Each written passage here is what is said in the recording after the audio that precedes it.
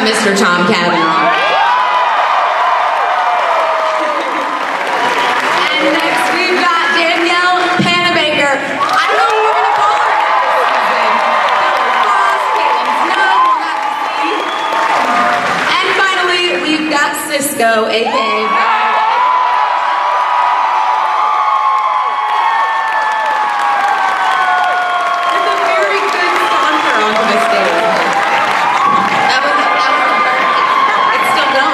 Is still going. I like it a lot. Well, welcome everybody. We're so excited to have you here and talk a little bit about last season and obviously get into the new season as well. I kind of want to jump in from the beginning and talk about last season feeling very different than the other two seasons that we'd had. It got a little bit darker, but for all of you guys on the panel, kind of just jump in. How much fun was that for you, or what did you love about kind of going a little bit darker, getting a little more emotional? It's so much more fun to be bad. It was fun. I got to be Killer Frost and take it, a little bit darker, a little bit edgier. That was great. Well, and kind of jumping off of that and joking about some of the stuff that we saw, we've seen you go full Killer Frost. We've seen full Caitlin Snow. Mm-hmm. And I kind of have come up with a new name. Do you think this new season she's going to be like Light Flurries or something? Like that's her name? That's awesome. Thanks, guys, for that laugh. Thank you. Great job, Tim. I tried something. You're on fire. Smatter. Where is she going to be in the next season, kind of? I mean, I don't know. Who out there likes Caitlin Snow? Likes Killer Frost? Guys, good news. No one's going to be disappointed. That was a good answer. It was very politically correct. She didn't give too much away. Thanks. I've been practicing all day. I love it. So we obviously got full dark from Caitlin Snow, Killer Frost last season. Also Savitar obviously being the big bad of the season. For all of you guys, when did you know that it was actually going to be a different version of Barry, and how did that kind of impact your acting on the show? I knew pretty early on. It didn't obviously affect too much for me because Barry didn't know. But yeah, I knew pretty early on. Did everybody know pretty early on? I think so. Yeah. We're not good at keeping secrets, that it was going to be me. Yeah, you told me like immediately. I'm really bad at keeping secrets. Oh, that's how that stuff I was like, basically Todd's like, and that's why we don't tell Grant anything. Exactly. But one of my favorite scenes on this season as well was obviously when Grant, you were acting against yourself. Can you talk a little bit about doing that scene? Did you have another actor in there? What was that like for you playing both sides? Yeah, it was real. We had this guy, Andrew Dunbar, that was awesome. It was really fun. Tom Cavanaugh, right here, this guy. He directed that episode. That made it a lot easier because we obviously have a very strong working relationship, and a strong relationship also. Just get along, yeah. In general, and it wasn't necessarily easy material, and having a scene with yourself that's emotionally charged.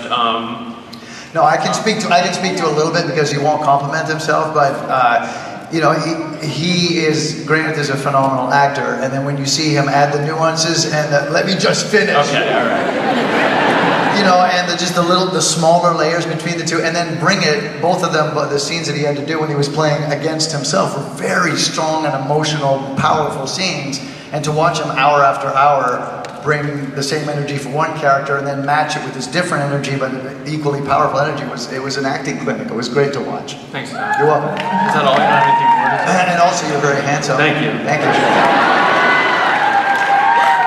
Well, and speaking of playing different versions of yourself, Tom, we got to see so many different versions of Harrison from all different times. I don't know which one is my favorite, but what was that like for you, kind of jumping in between all those different versions? Well, it turns out WB ran the numbers, and 33 times they ran the numbers, and they found that the show's success runs inversely to how many Welleses I play. It's really, and basically they also took from that to screen time alone. If I'm on, the show dips. So it doesn't really matter what I think. It seems like right now we're going to concentrate on different things. Right. Got it. I got it. For the good of the show. I love it. Well, there's 1,000 different Wells, and we'll introduce some more, I'm sure, as the season progresses. Yeah. So. I only can imagine you practicing and figuring out what those other versions are. Does he come to you, Todd, and he's just like, how about this one? Poor Todd. Poor Todd. He does. He actually sent me a video one time of like 4 or 5 different Wellses. That was awesome.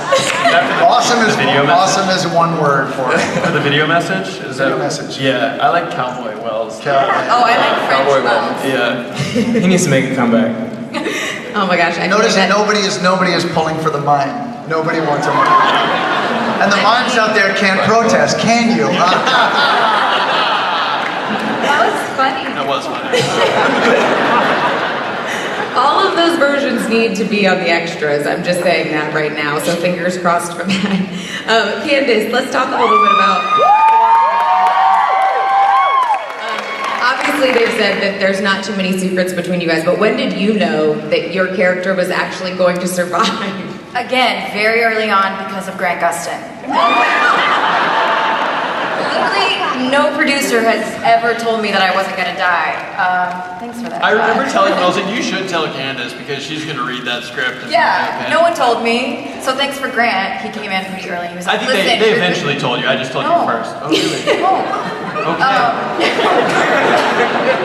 But Grant was like, there's a script coming up, you're gonna die, but you're not really gonna die, so don't worry, you got a job. I was like, okay, cool, I can live with that. Yeah.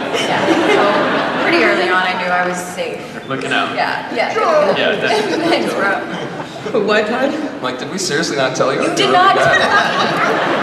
Well, it's like at least the love between you guys is real in real life and on the show. Grant's like, I'm gonna save her in real life too. I love it. And getting to see kind of different versions of people and different incarnations of things. Jesse, let's talk a little bit about the musical episode. Alone, I know that everyone was so excited. Obviously, there's a lot of incredible singers on this stage right now, and I actually was lucky enough to visit on one of the days when you guys were shooting, so it was incredible. What was that like for you guys? I think everybody had a great time. I mean, I just wish we could have smashed more time and people into it, but for me, I got to work with Victor Garber. Like, that. Something everybody wants, particularly, New York stage actors. We know what that means to stand there next to that dude. So I was thrilled, absolutely thrilled. And I'm glad you guys liked it.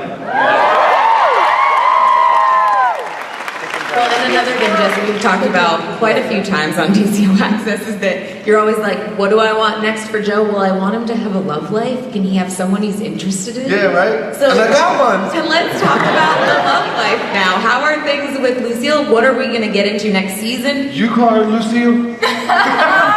Cecile? Cecile. Yeah, I thought you said Lucille. No. I'm sorry. Yeah, it's gonna. That's my pet name for her. Apparently, gonna get a little bit more serious.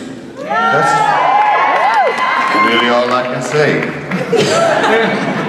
That's pretty much it. You're like, and thank you.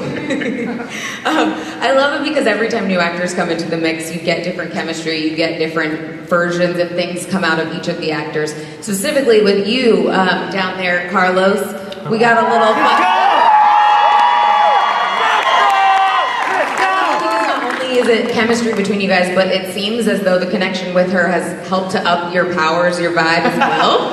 Well, because you connected with her when you were in a time of stress. So can you talk a little bit about that?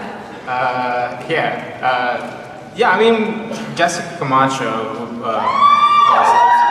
that's right, she's awesome.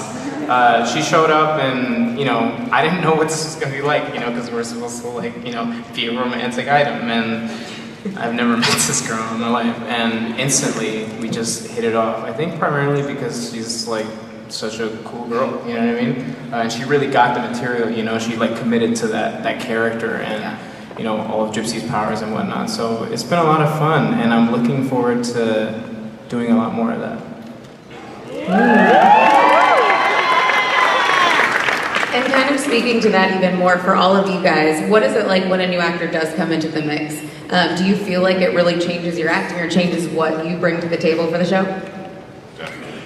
I mean, we get so many great people coming in. I mean, it seems like they're combing the streets for the best of the best, and they keep bringing them to us. It's a nice thing, and everybody has to up their game when the new person shows up. Not only that, treat them like the guest stars they are. Yeah. I have to mention David Desmalchin, who played in Abracadabra when he showed up. Yeah. Oh man, It was awesome. It changed everything. And let's just jump off of that and say, so we got a lot of new people on last season. I'm going to direct this one at you, Todd. Yep. Are we going to see some new faces in the new season? Yeah, I've been waiting all day to really know this. So you know, the end of last year, we hinted a couple times at Clifford DeBow coming on. So our big bad this year is the Thinker, and Neil Sandilands is from The 100. You may know him from The 100. He's going to play the Thinker, and he's amazing, and we're stoked. We also have, speaking of Gypsy and Vibe, Gypsy's father, Breacher, is going to show up, and he's going to be played by Danny Trejo.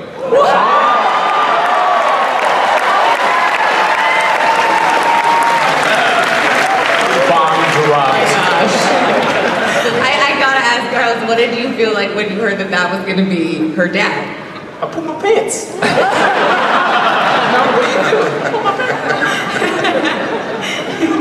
Please be aware many members of your audience will be under 18. Under 18. There's also one more. There's another role along with the Thinker called the Mechanic, and she is going to be played by Kim Engelbrecht. So we're having a nice little female villain as well.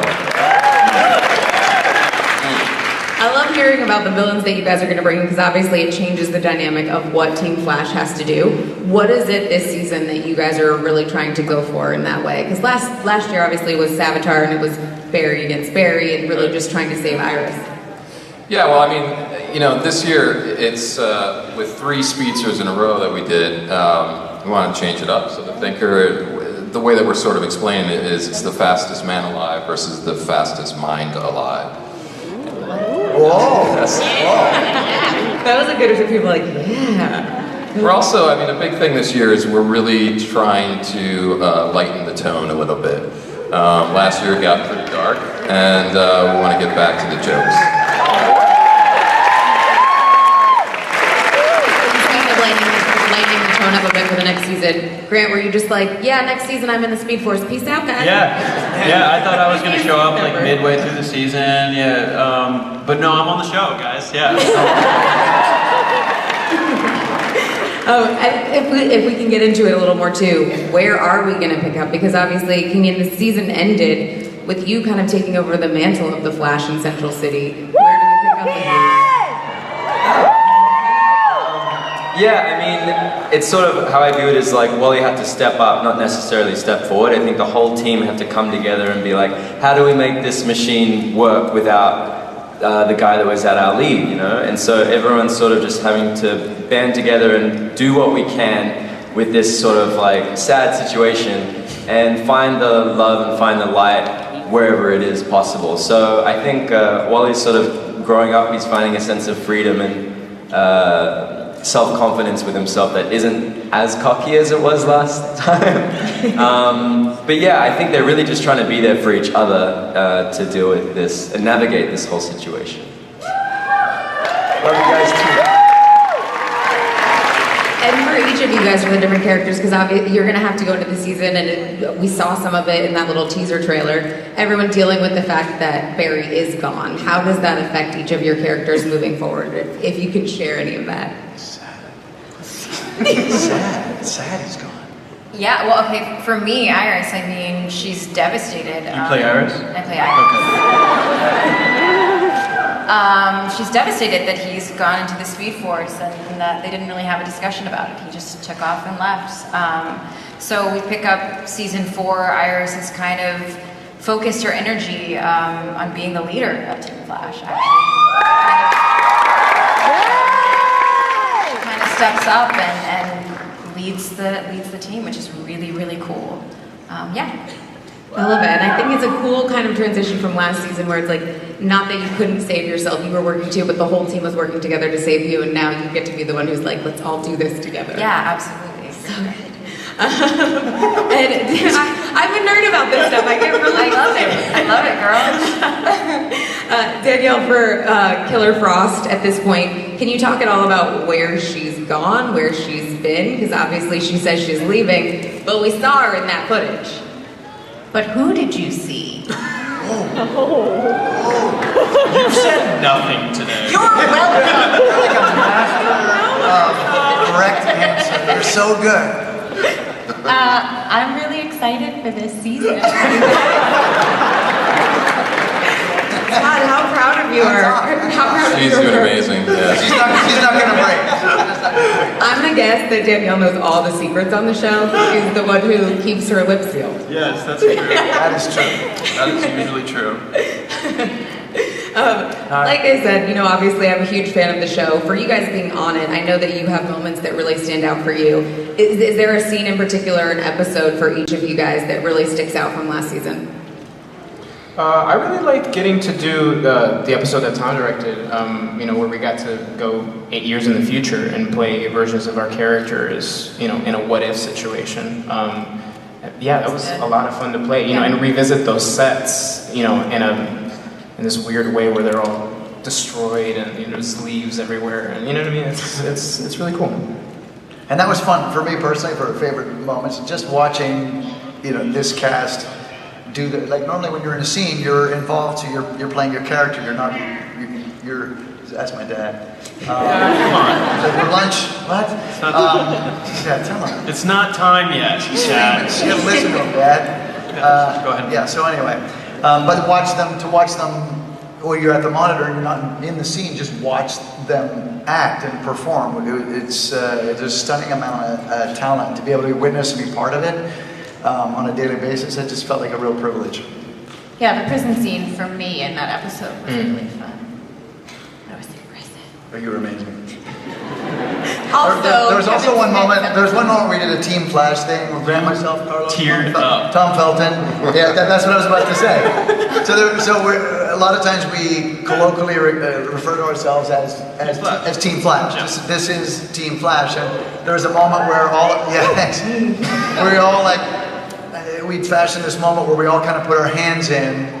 And we say, Team Flash, and Grant's beside me, and we hadn't rehearsed it, because I was saying, guys, I want to try this thing. We were all like, really? Like, Put our hands in it, and then we put our hands in it, and we said, Team Flash, and I started crying, basically. Yeah. And he mocked me, so that made it even better. You were mostly crying because of the real life situation of what we had all been through, and that's it got me too. Team Flash. It was just, yeah, Team Flash. He's a sweet guy. I love that, because I think, I mean, for me, for sure, it comes across so much on the show that you guys really do have a huge love for each other and a huge support. And as you guys have said, so much of it is the acting that you guys keep pushing each other further and further. And I think the emotions that we saw last season, it stood out so much for each and every one of you guys on the panel up here and for all the guest stars and co-stars as well. What were the moments for the rest of you guys that really stood out from last season? God, I had so many. Yeah, I mean, for me, the scene you brought up was it was the most challenging scene I did last year in Tom's episode, just because I was my own scene partner, and there was a crazy wig, and it was a lot of, both guys had a lot to say, so, I mean, it was challenging. One guy was leaving, one guy was broken, one guy was giving up. It was, it was phenomenal. Yeah. So, yeah. I think for me, Flashpoint, the first episode of the season, was, again, there was something kind of light and fun about it, and I always enjoyed those moments on the show. It was also really cool to have that brother-sister Crime fighting unit. I'd have to say the last episode of the season, just because it was so damn emotional. Yeah. And I didn't know what to think about that. Like, where would we go from there? Mm-hmm. Like, if he literally walks away from all of us, including his fiance, into a place where he may never ever return, where do we go from there? I mean, we're finding out now, but you know.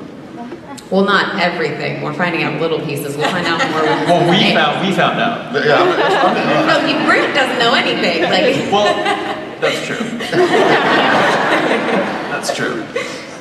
Yeah, for me it was Flashpoint because it was the first time I suited up as Kid Flash, and it was very full of lots of emotions. I was very afraid, I was very nervous, and I was also so excited because it's like, obviously that was a very cool dream of mine as a kid, so I still obviously feel like a kid, so it feels very fitting. Yeah.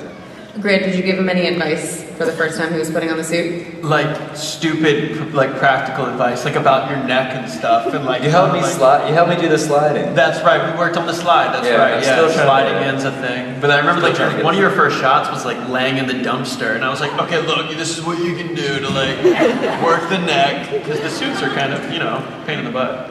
Well, I mean, you need somebody to tell you that because it's like when you're taking an Instagram photo and you're like, Yeah. make sure I look really good. And you're like, That's the what's gonna that's look the good on the most important show? thing. Yeah, the Instagram photo for your first day. The suit has to look as good as it possibly can. That's true. So good advice, Grant. Yeah, well. Todd, did you have a favorite moment from last season? I think for me, maybe it was the musical, just that episode, because